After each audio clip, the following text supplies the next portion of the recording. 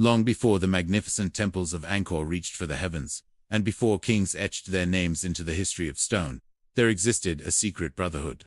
They were called the Saraya Kamayok, the Silent Guardians.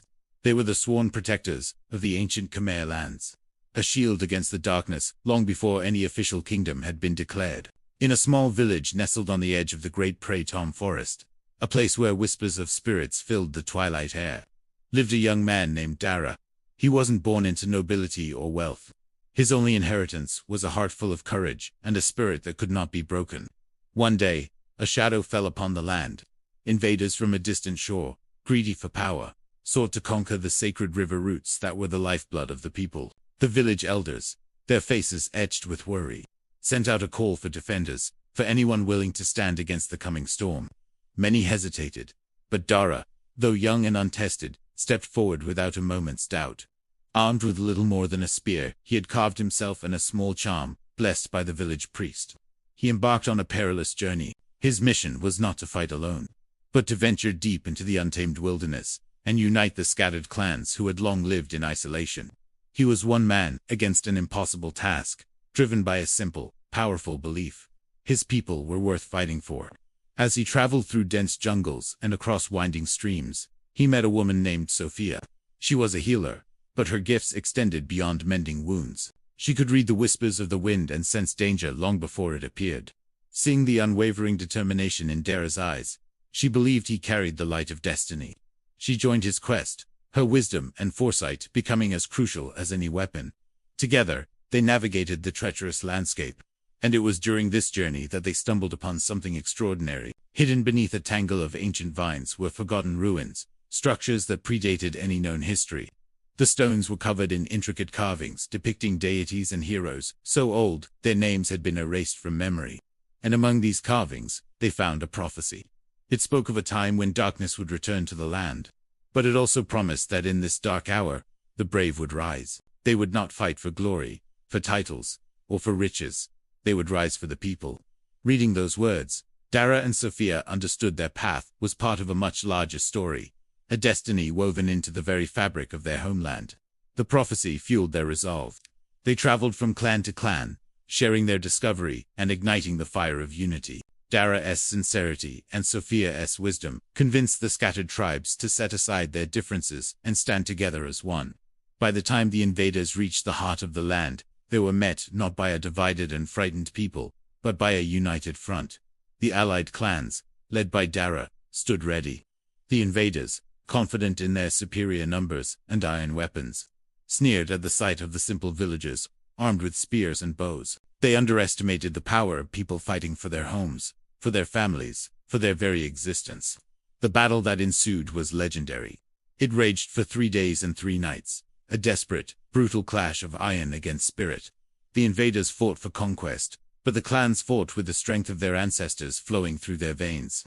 They knew every rock, every tree, every bend in the river. They used the land itself as their ally, turning the jungle into a maze of traps and ambushes. On the final night, under the pale light of the moon, the conflict came to a head. Dara faced the enemy commander in a final, decisive duel near the banks of the sacred river.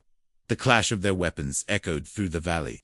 The commander was a giant of a man, clad in armor and wielding a sword that had tasted victory 100 times. But Dara was faster, his movements guided by instinct and a desperate will to protect everything he loved. In a final, daring move, Dara defeated the commander, shattering the invaders' morale. The enemy fled in disarray, their ambition broken. Dara, having spent every last ounce of his strength, collapsed from exhaustion. The battle was won, but the hero had fallen. Sophia rushed to his side, carrying him back to the village. For days, he lay in a deep sleep, his life hanging by a thread as she used all her healing knowledge to bring him back. When Dara finally awoke, it was to the sounds of celebration. The invaders were gone, and peace had returned. He was hailed as a hero within his village and among the united clans. But when official scribes from the emerging Central Powers came to record the great victory, a strange thing happened. They documented the battle, the retreat of the invaders, and the newfound peace. But they did not write Dara's name. There were no titles bestowed upon him, no statues erected in his honor, no rewards of land or gold. His story was not etched into the official records. His reward was something far more profound, the silent, grateful pride of the people he had saved. And for Dara, that was enough. He had fought not for glory, but for them. Generations passed. The great temples of Angkor rose. New kings and new heroes had their stories told and retold.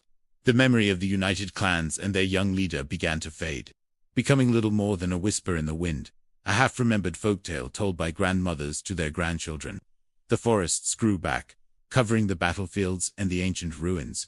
But in the heart of the Prey Tom forest, one relic of that time remains. On a weathered stone in the forgotten ruins, there is a single carving that survived the centuries. It is the symbol of a young warrior, holding a spear, facing the rising sun. To this day, the villagers who live nearby say that at dawn, when the first light of morning hits the stone at just the right angle, it seems to glow with an inner fire. It's a quiet, timeless reminder of the forgotten heroes of the Khmer land, a reminder of those who fought for the people, not for a name in a history book. It reminds us that the truest heroes are often the ones who seek no recognition, whose only legacy is the peace and freedom of those who came after. These are the silent guardians, the ones who fought without ever wanting to be remembered. Thank you for joining us on this journey into the lost legends of Cambodia. If you were moved by the story of Dara and the forgotten Khmer heroes, please like this video and subscribe to our channel for more hidden histories from around the world. Let us know in the comments what other legends you'd like to see us explore. Until next time, keep searching for the stories that history forgot.